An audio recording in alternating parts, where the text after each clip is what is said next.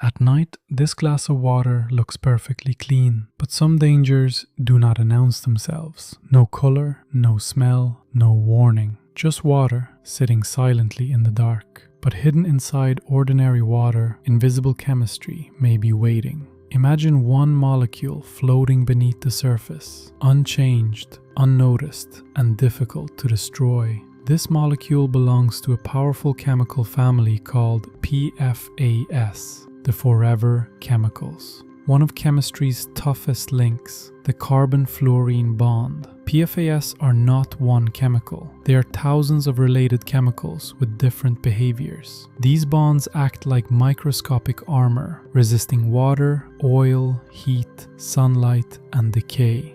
Decades ago, this chemistry looked like a miracle for modern industry. Water rolled away, oil would not stick, heat became easier to control. In kitchens, non-stick surfaces made cooking cleaner, faster, and more convenient. On jackets, rain bounced away, turning stormy weather into a design problem. On carpets and furniture, stains formed beads instead of sinking deep inside. Food wrappers resisted grease, keeping meals cleaner, hotter, and easier to carry. PFAS chemistry touched packaging, cosmetics, waterproof products, and specialized industrial materials. It also became important in firefighting foam, especially around fuel and aircraft training sites. The same chemistry that solved problems also created a much larger one. From factories and facilities, PFAS can move into wastewater, stormwater, and nearby rivers. In landfills, rain can carry chemicals downward through layers of discarded products. Even treatment plants were not originally designed for chemicals this persistent.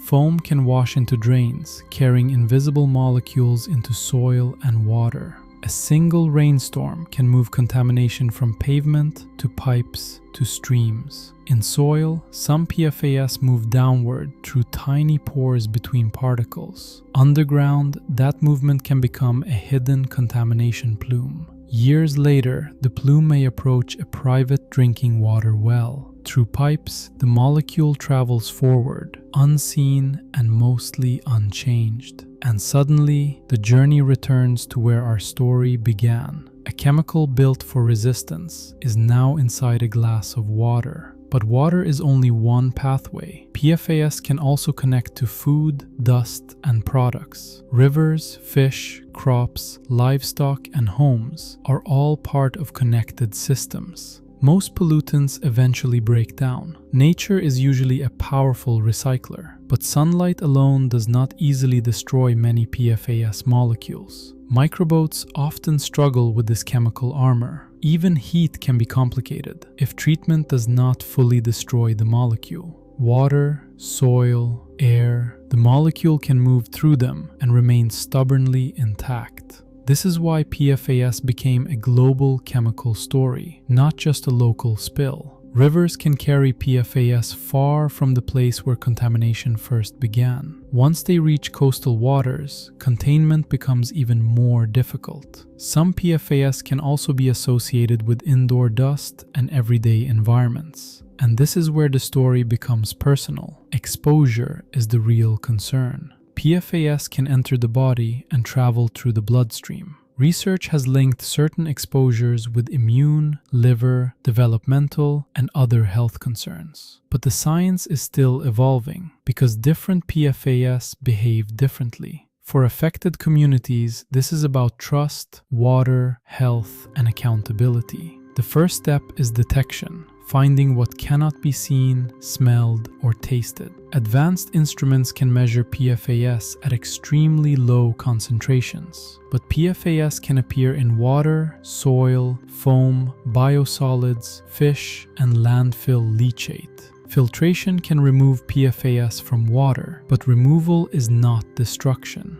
Activated carbon can trap some PFAS on its porous black surfaces. Ion exchange resins can also pull certain PFAS out of water. Membrane systems can separate PFAS, allowing cleaner water to pass through. But used filters and concentrated waste create the next problem. A large water problem can become a smaller, more concentrated waste problem.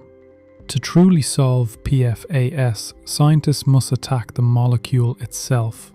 That means breaking the carbon-fluorine bond, the chemical armor at the center. Plasma treatment uses powerful electrical conditions to damage resistant molecules. Electrochemical methods use electricity and reactive surfaces to transform PFAS. Other approaches use extreme heat, pressure, and water to attack them aggressively. But technology alone is not enough. Monitoring, regulation, safer chemistry, and prevention must work together. Forever chemicals may not be forever if science and prevention move faster than pollution itself.